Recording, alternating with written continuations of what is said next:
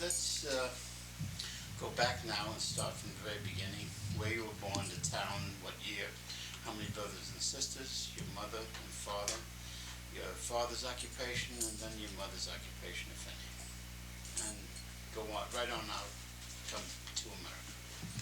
Religion. Yeah.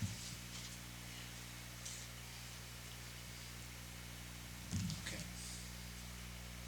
Well, my name is Harry Freed, and I was born in Russia, in the Ukraine.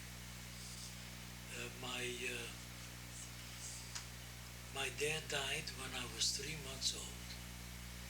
I was the youngest in the family. We had seven. There is four brothers and three sisters. And first my brothers came here.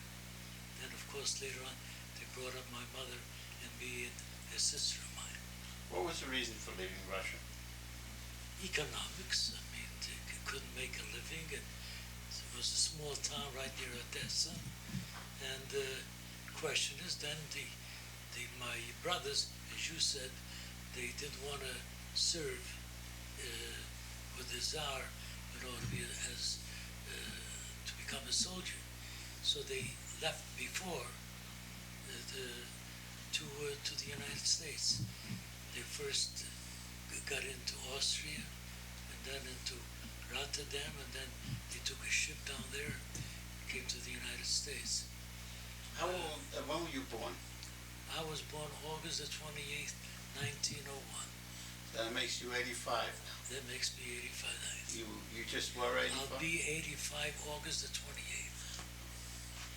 Well, you're getting to be our senior citizen. Yeah. And all my brothers and sisters are dead right now. I'm the only one that's left. And I'm reaching the age now. When you came to America with your mother, with who did you live? I lived, my family, they were able to get us in New York. We came to New York. And then in Brooklyn, I had an aunt of mine. She was able to get a rented house for us. So it was two sisters of mine, myself and my mother, lived in that apartment. What did your sisters do for a living? The youngest one, the one next to me, she became a bookkeeper. My other sister worked in a factory. Was there quite a difference in age between your sister and you, the youngest? The young, no. It was a difference of about 2 years difference. That's all. And the others were 3-4 years always older, you know. Joyce, we'd like to cut your childhood in two sections. One from 6 to 16, and from 17 on up till the time you went to Spain. What we'd like to get an understanding is the influences upon you as a young boy and the influences upon you as a teenager and how you became radicalized. My mother was we were poor. We lived in the back of, in New York, you had a front house and you had a back house. We lived in the back, and there was a yard down there. The outhouse was on the outside, You mean a bathroom? In New York, yes. That's right. So you had an outhouse. That's right. Was it a heated house? Not the first time, no. Later How on, was it heated? How did you heat it? coal Cold stove. stove. Was that the same coal Coal. stove that you used to cook your meals to? Sure. That's right. You lived in the same kind of a house I lived in Brooklyn 20 years later. Yeah, but I was way before you.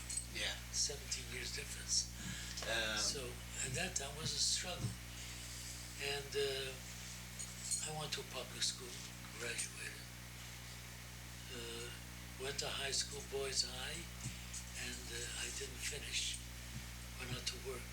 How old were you when you went out to work? I was 15 years old. I got working papers. At that time they gave you working papers, to work. Until what year? How old did you have to be before you could quit school? 14, I think.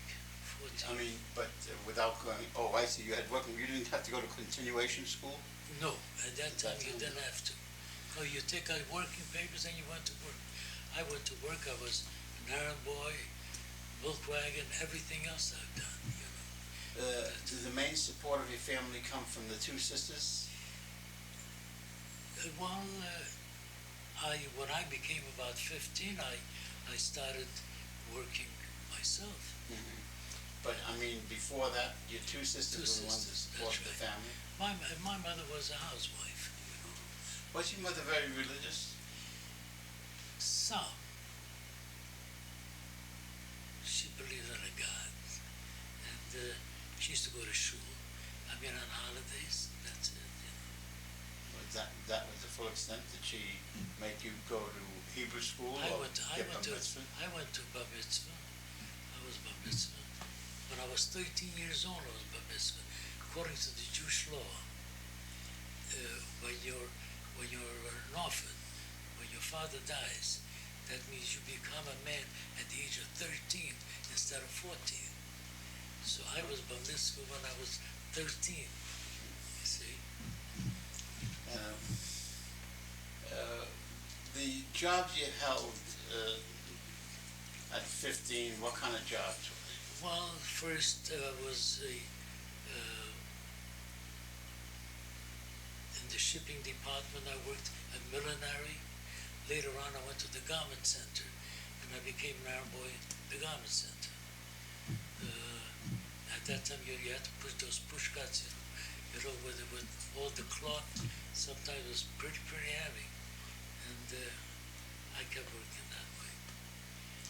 Then later became a salesman, and then later on I worked as a laundry driver, and then I joined the TUUL, the Trade Union Unity League. You know, that was the TU, because there wasn't CIO at that time. No, the Trade Union Unity League, what was it? It was a union that organized the Teamsters. Teamsters Union? Yeah, it was in the TUUL at that time. Yeah, the And laundry. it was a radical union organized by the communists?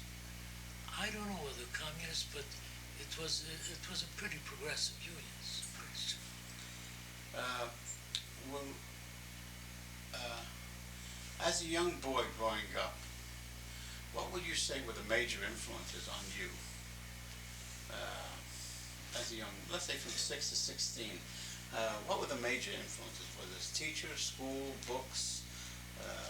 Were you an avid reader? No, I wasn't, but I was like any other boy in the street, you know. Had friends, and we used to play different games when we were kids, and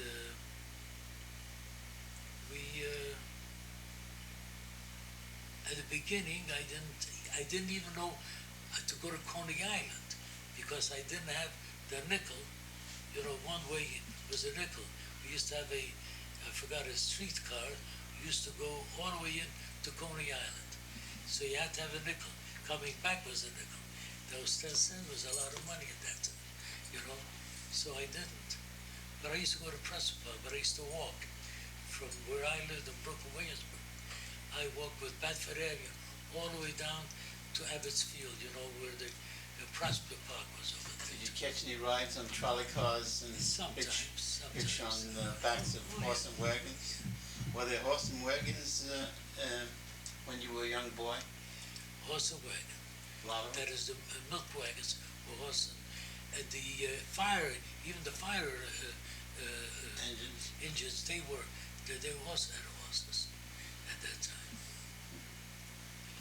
That was about 1910, 1911, 1912, Before the First World War. before the first.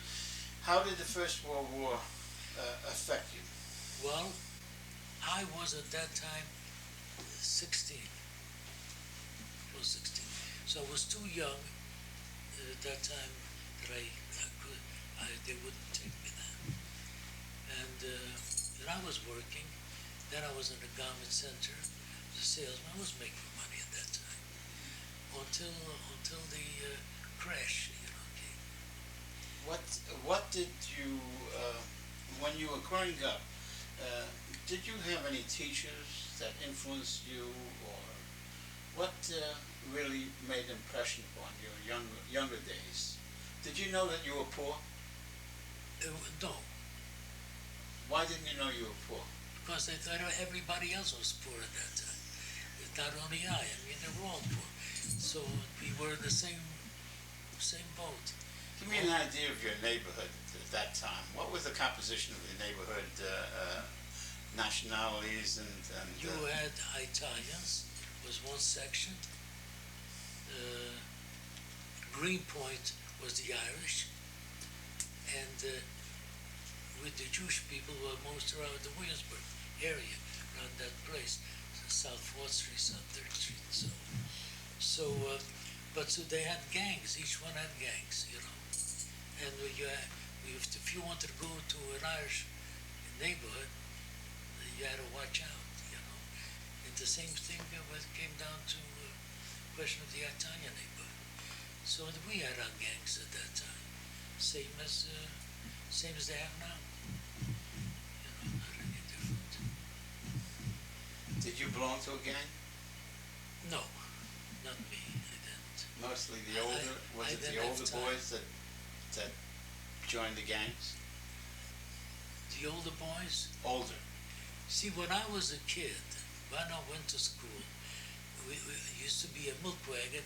I used to work on a milk wagon that was with a horse. They used to have two sides, open. And you jumped on and jumped off, So What did you do in a milk wagon? milk wagon, he used to drive, the driver. I used to take the milk and drop it off at the doors, the different doors. At that time, they used to That's deliver milk. Deliver milk. And then he used to drop me off at school. I went to school. Then he used to wait for me when I went out of school. I completed the job, that I had to do. And I was getting 50 cents a week. A week. Did he give you any milk? Would you believe it? I didn't drink milk when I was a kid. Okay. I'm not kidding. Why is that? Too expensive? Too expensive. Okay, so you in other words, the influences on you as a young boy were not It very... was a struggle. It was a struggle, but the struggle came from the lack of money in your house. That's You right. had to work. That's right. And so therefore, some of your development ideas came from the fact that you had to work at such an early age. Didn't you resent the fact that you had to work and some of the kids did? No, my mother needed the money, and the question that we were able to exist at that time. Okay, as you got older, let's say going from 16 on up, when would you say there was a turning point when you began to realize that something was wrong? Well, at that time you find about 1916, 1917, I used to hear speakers, on the corners. How old were you then? About 16, 17 years old, something like that. And the speakers, and there were socialists at that time. There was no communists. There were socialists. And I used to stand and listen, But when I was listening to them talk, somehow the socialists used to tell you that there was good things, good issues. But then when I used to walk away, I say, well, what do they want me to do, They didn't give me, an answer on it. So later on, then became about 1918, 1919, then you find there was such thing that they broke away from the socialists, around 1919, they broke from the socialists. And then the communists started coming. They didn't call them communists. They had Yiddish Bund that they split, and there were some others that split. And but I was close to it, but not close enough, I mean, to be active at that time. I became active really when you find, when it started to become depression. During 1929, when the crash came, you know, I was that time already unemployed.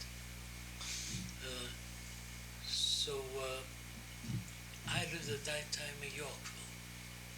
From Brooklyn, it was in Yorkville.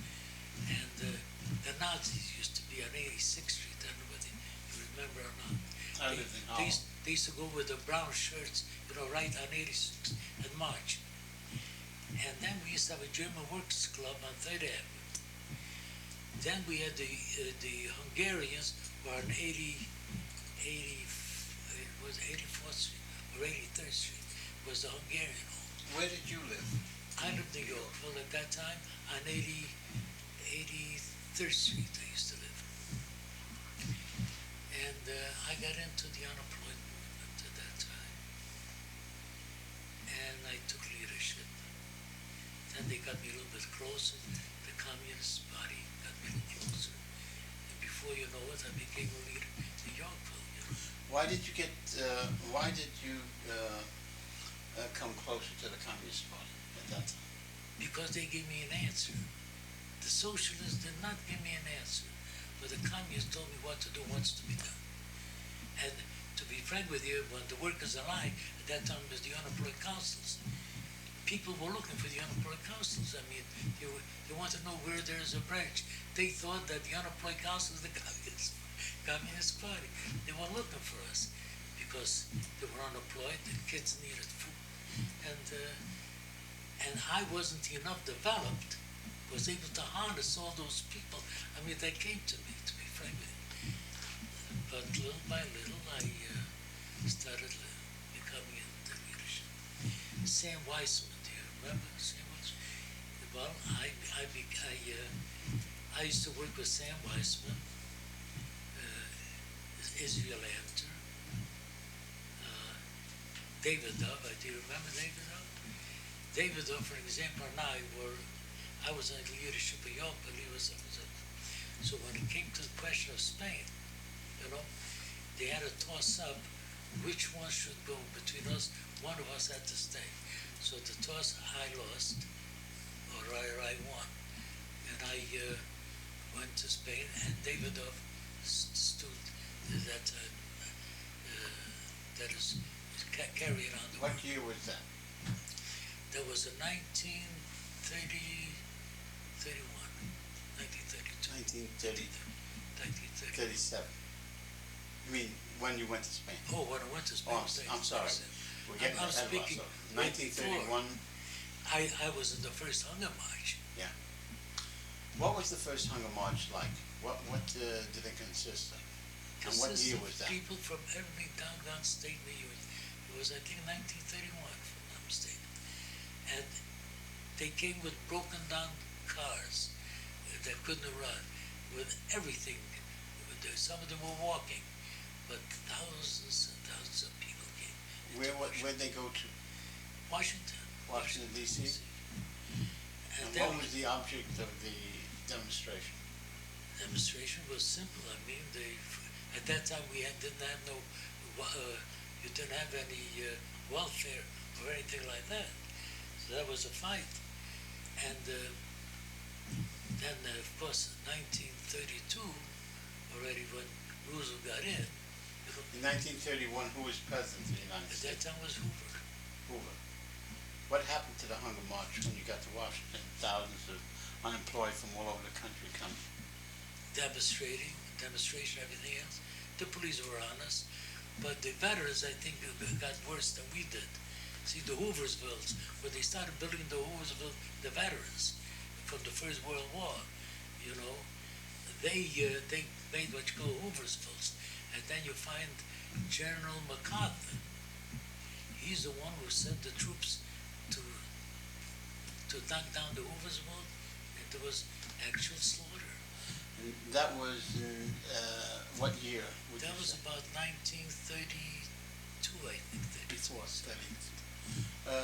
It was in the early 30s. The march you're talking about is the bonus march of the veterans to bonus was secure the later. bonus. The bonus And march. when they got to Washington, they built up these cardboard houses, and that's where they Movers, lived. what we used to call them. And could you tell us what happened after that? Sure, there was a slaughter. They gassed them. And it was MacArthur, General MacArthur, who led the fight, who led the troops at the time against the veterans. That's I remember. Then we had the Albany March later on, if you remember. You know, Tell me a little about that. Albany March at that time was really terrific. They were vicious. I mean, as far as the police were concerned, they were really vicious. Before we started marching, Israel Lambton got up to speak, and at that time he had already, what do you call that sickness? That issue. Palsy. Well, they It call was it not palsy, but it's Alzheimer's disease. Was that Alzheimer's Alzheimer's disease? disease. But he made a terrific speech. The police were all around, and he got up when he started speaking, Israel, and he said, where the police are standing, with their horses on this side, that side. So, and then he made it such a terrific speech. People just got on the line, started marching. The police had to move back, but he made it terrific speech. He organized it that time before. Who was Israel Lambton at that time? He was a leader of the Communist Party. He was one of the leaders of the Communist Party. So that the communists had quite an influence upon people who were working because of the fact that they got in there and fought and showed what had to be done and things like that. Did these demonstrations accomplish anything? Terrific. Well, you find that Roosevelt started, through the pressures that the leading of the forces in Chicago, Cermak, Mayor Cermak. What was he? Mayor of Chicago. At that time, there was about 75,000 people marching in Chicago. So he got all Washington. He says, either give me guns or give me money. It's one or the other. They gave him money. And so, in other words, what was happening was demonstrations not only in New York or Albany or Washington, but all over the United States. And our forces were not strong enough at that time to harness all that strength that there was that time. All right. In 1932, there was an election, and Yes. Roosevelt got elected. And he got elected, would you say, with some of these forces that were? He got elected because he promised, as far as like social, not at that time, social security. At that time, housing started in 1936, housing. And he started giving a lot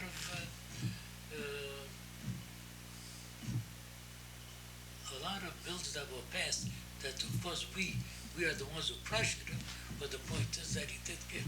He was smart enough to make changes, reforms. How did that, all right, let's go on, let's say from 32. Progressively, things started to change in America. Change. What was the thing that really motivated you, let's say, to go to Spain? Why did you go to Spain? Spain came in 1936. First of all, it's the Nazis. As I said, I was in the middle when the Nazis and the Jew at that time on 86th Street. You know how the Jew had to watch out for himself with those brown shirts over there. I saw the viciousness of it, and Hitler made a mark on the world at that time. And I thought that was my place, to go. How did you go to Spain? Had you money or anything? Organized? I had $20 that they gave me in my pocket, $20, and I went on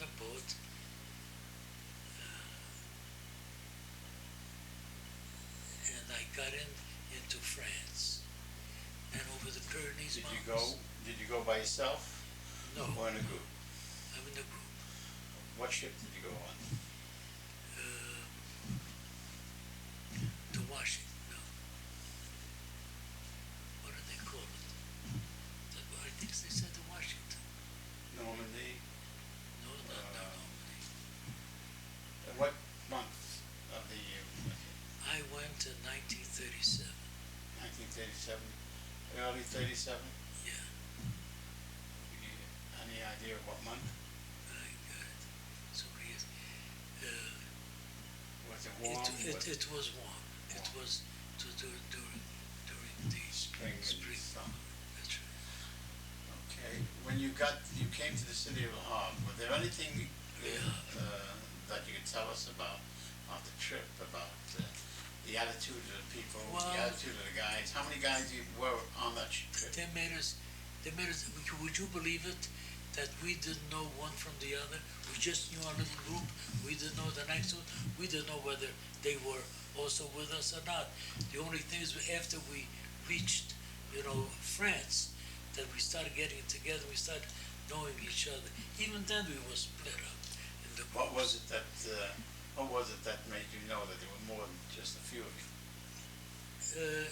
That secret of these, you saw groups going here, groups going, so you started thinking, But on the boat, each group kept to itself. It's true. What's his name? The guy who died? Bessie? No. He had that. He had a marvelous voice singing. Oh, Bart van der Schillen? Bart was on my boat, Oh. and Bart, the way he carried on the boat, we wanted to push him off. Somebody wanted to knock him off out of the boat, I heard that story. Yeah, I'm not kidding. Yeah. They thought there was some fashion, because he carried on singing, dancing, all that. But later on, he was in my group. And you went from Le Havre to Paris? From Le Havre, then we moved into Paris. Then they put us into different houses before the Pyrenees, and they didn't let us out from the house. In the evening we had to go because they didn't have their toilets in the house. So at night we were able to go out. And they kept us there, I think, for about 2 days. Then they came in and said, "I'm ready to go." Then we started going. When you climbed over the Pyrenees Mountains, how was it for you? Was it a rough climb? Rough. How old were you then? About 34. 34. So you were considerably 34, much older than everybody. everybody. You think were you the oldest guy then? About? I think I was one of the old guys. Yeah, one of the old guys. What did you think most You of the take other guys? Morris Presser, he's dead now. You know That's Morris our Presser? Her father. Huh? That's her ex-father-in-law. Well, he was in Albacete, and he was in charge of a ammunition place. He was a very capable guy. Her father, I knew him a long time. Yeah. Okay. When you got over the Pyrenees Mountains, was there anything unusual taking place? Well, we went down. We had a little. I think it was an Austrian little officer that we went to a castle, and then we got training over there in the castle. He showed us how to make an attack, etc. With sticks, we didn't have no guns, and stood about I don't know what 3. Yeah, while we were there, what do you call that town that we went down? Figueres? Figueres. Over there, there were some agitators who started agitating. They tried to say that in the castle that there was plenty of food, and they had no food. Some would have to speak that. So at that time, the foreign-born people came from Europe. They knew how to handle guns, but we Americans, didn't know how to only, but at that time we had most were Americans. We had a few, I mean, that were from Europe, and so that little lieutenant or whatever he was, captain, he took us because during the night they thought they were going to storm the castle. He took us, gave us guns, and told us to go down to the city. So we went down to the city, and the minute they saw us, because the name International Brigade, they was scared, but we were more scared than they were. You didn't even know how to shoot the gun. And during the night, we were patrolling, that town. And then in the morning, somebody got up from the people, they made a speech, they told the people to go to the castle, if there's any food, more, that they can have it. They went down, they looked around, they saw there was no food in the castle just as well as they didn't have. So they came down looking for those guys, but they were gone. Yeah. So that was the first time I held the gun. I didn't know how to shoot. You didn't know how to shoot. Okay. From there, Figueres, where you started your training, where else did you go from there? Then we went to Albacete. Albacete. That's where you. And from Albacete, we went to a small town where we were training. And we were training. I started, the Russian gun with that. I was able to close my eyes and fix it. I was Diktarov. Huh? A Diktarov. Is that what it was? Diktarov with a pan. That's and right. That's two right. legs. That's right. So that was that. And then, of course, What unit did you go to? I was in what section? Four. Trying to figure out. So many years it just slips The up. fourth company Yeah. of the Abraham Lincoln Battalion, Abraham Lincoln. or the Washington? We had the Washington. We had some yet What from were you the in? Lincoln. Huh? Which one were you in? I was in the Washington. The one with the Washington. But they took some of us, what's his name, Neil O'Neill, he came in from the Harama, and he wanted some of the guys, so some of them immediately volunteered, they went with him, but they needed extra people around the Harama. And, but we later followed on that. My first battle was in Brunei, and then I got attack on the kidneys. So they took me out of You had a kidney attack? kidney attack, and they took me to Murcia. Hospital in Mercia? Yeah, but I couldn't stay there. I didn't want to lay down there. I felt a bit better, so I became a comprador, What's that? intendencia. That was food for the hospitals. So I used to go out into the markets to buy for the three different hospitals.